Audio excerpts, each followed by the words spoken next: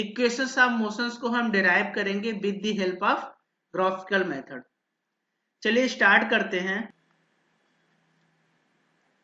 सबसे पहले आगे हम ग्राफ को समझेंगे कि ग्राफ क्या डिनोटेड कर रहा है। ठीक है, एक्स एक्सिस में हम टाइम को डिस्कस किए हुए हैं और वाई एक्सिस में हम वेलोसिटी को लिए हुए। अब यहाँ पे ए और बी पॉइंट की बात करें तो अगर हम इसके कोऑर्डिनेट्स की बात करते हैं तो ए पॉइंट्स का कोऑर्डिनेट क्या हो जाएगा बच्चों? कोऑर्डिनेट कैसे लिखते हैं? एक्स एक्सिस और वाई एक्सिस। तो एक्स एक्सिस पे अभी कार, ये जो कार है अब यहां से चलना स्टार्ट हुआ है, दिस पर्टिकुलर पॉइंट से चलना स्टार्ट हुआ है। मतलब कि एक्स एक्सिस पे कार अभी मूव ही नहीं कर रहा है, ये तो अभी वाई एक्सिस पे है।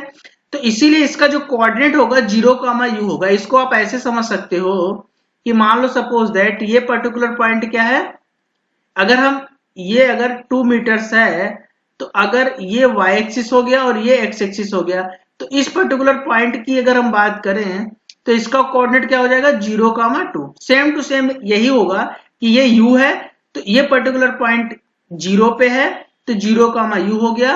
और कार अब कहां से मूव कर गया? बी पॉइंट पे। तो बी पॉइंट पे कार मूव कर गया तो यहां का जो कोऑर्डिनेट्स हो जाएगा ये हमारा t हो गया। एक्स एक्सिस पे कितना हो गया डिस्टेंस चला, वो एक तरीके का t हो गया। और वाई एक्सिस में वेलोसिटी कितनी है? v दे रखी है। यहां तक समझ में की बात? अब ये देखो ध्यान से कि slope of VT graph is equal to acceleration होता है। अब सर हमें कैसे याद रहेगा कि जो वीटी ग्राफ का जो स्लोप होगा वह एक्सीलेशन ही होता है? इसको भी समझ लेते हैं। देखो ये जैसे मान लो ये हमारा डिस्प्लेसमेंट हो गया, ये वेलोसिटी हो गई और ये एक्सीलेशन हो गया। जब हम x और t का रेशियो लेते हैं, एक तरीके से बोल सकते हैं x डिवाइडेड बाई t, तो यहां से क्या मिलता है बच्चों? यहां से वेलोसिटी मिलती है। मिलती कि नहीं मिलती? डिस्प्लेसमेंट अपॉन टाइम क्या होती है? वेलोसिटी होता है। इसी तरीके से अगर हम वेलोसिटी डिवाइड बाई टी करेंगे तो यहां से क्या मिलेगा? एक्सीलेशन। मतलब जब भी हम वेलोसिटी डिवाइड बाई टाइम करेंगे तो वहां से एक्सीलेशन मिलेगा। यही तो हमारा स्लोप कहलाता है। y axis divide by x axis को ही हम क्या बोलते हैं? स्लोप बोलते हैं। यहां से समझ सकते हैं स्लोप फार्मूला। ये y एक्सिस हो गया, ये x एक्सिस हो गया। ठीक है, तो स्लोप को हम क्या बोलते हैं? m से डिनोट करते हैं, इसको हम tan थीटा भी बोलते हैं। ठीक है, tan theta is equal to, और यहां पर ही क्या हो जाएगा? ये a है, एक्सीलेशन से। तो अब y2 माइनस y1 अपान x2 माइनस x1, यही हमारा क्या कहलाता है? स्लोप कहलाता है। अब यहां से अगर हम a की वैल्यू फाइंड करें, a इज इक्वल टू कितना हो जाएगा? y2 minus y1।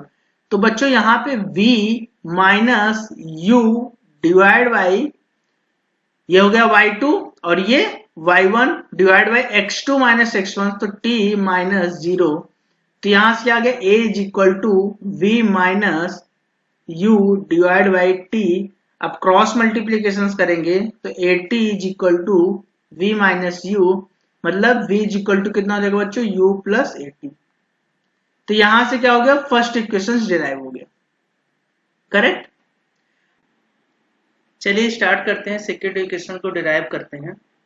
आप इस ग्राफ को देख सकते हो। इस ग्राफ में जो येलो पार्ट का जो एरिया है, ठीक है, येलो पार्ट के एरिया को हम क्या बोलते हैं बच्चों? डिस्टेंस बोला जाता है। बीटी ग्राफ का जो अंडर द एरिया कर्व होता है उसी को हम क्या बोलते हैं? डिस्टेंस बोलते हैं। जैसे कि हमने प्रीवियस लेक्चर में बोला था कि अगर हमारा ये डिस्टेंस हो गया, ये वे स्पीड हो गई और यहाँ पे हमने एक्सीलेशन को डिनोटेड किया। ठीक है, जब भी हम x से v और v से t की ओर जाते हैं तो स्लोप की बात करते हैं। और जब हम at ग्राफ को अगर हम एरिया लेते हैं तो वहां से हमें वेलोसिटी मिलती है, और vt ग्राफ का एरिया लेते हैं तो वहां से हमें क्या मिलता है? डिस्टेंस मिलता है या तो डिस्प्लेसमेंट मिलता है।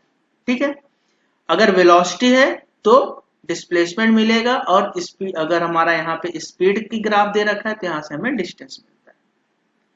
तो अब एरिया ऑफ रेक्टेंगल, अब s इज इक्वल टू कितना हो जाएगा बच्चों? s is equal to area कितना? रेक्टेंगल का एरिया कितना है इस समय? तो एरिया क्या होता है? Width into length, AO into OC। Correct, एक ये हो गया, प्लस एरिया ऑफ ट्रायंगल। अब ये हमारा एरिया, इस एरिया का अगर हम ट्रायंगल को लिखते हैं तो एरिया ऑफ ट्रायंगल कितना होता है? 1/2 इंटू बेस इंटू हाइट। तो बेस कितना दे रखा है बच्चों, a इंटू डी, और हाइट अगर हम बात करें तो b इंटू डी, करेक्ट। अब हम वैल्यू पुटअप करेंगे, ए ओ की वैल्यू कितनी है u, और ओ सी की वैल्यू कितनी है t, प्लस हाफ ए ओ की वैल्यू कितनी दे रखी है, सॉरी ए डी की वैल्यू दे रखी है t, और बी डी की वैल्यू, अगर हम b और d की वैल्यू फाइंड करें तो यहां से देखो ये टोटल b और c की वैल्यू कितनी दे रखी है v, और यहाँ पे इसकी डिस्टेंस मतलब ये दे रखा है u, तो अगर इसको हम फाइंड करेंगे तो v माइनस कितना हो जाएगा, u हो जाएगा, करेक्ट। इसकी वैल्यू कितनी हो जाएगी बच्चों, v माइनस u हो जाएगा। अब from equation number 1 v is equal to कितना होता है, u प्लस ए टी। अब v को u को हम लेफ्ट साइड ले जाएंगे तो v minus u is equal to कितना हो जाएगा बच्चों, a इंटू टी। अब ये वैल्यू हम यहाँ पे पुटअप कर देंगे, तो u t plus half t, और कितना हो जाएगा ये a t हो जाएगा। अब इसको हम सॉल्व करेंगे तो u t plus half a t square, ये हमारा क्या आ गया बच्चों, स्पीड आ गई। ये हमारा second equation derive, correct. Third equation को हम डेराइव करेंगे, वीटी ग्राफ का जो एरिया होता है वो देता है डिस्टेंस, ठीक है। तो यहाँ पे area of trapezium O A B C को लेते हैं, ठीक है। इस एरिया के बारे में हम बात करेंगे।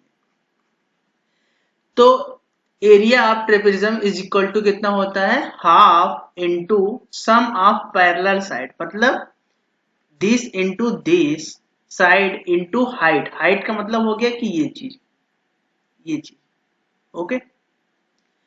तो अब हम लिखते हैं इज इक्वल टू कितना हो जाएगा, 1/2 into sum of parallel side का मतलब हो गया ए ओ प्लस बी सी, ठीक है, इंटू हाइट की अगर हम बात करें तो a इंटू डी, करेक्ट।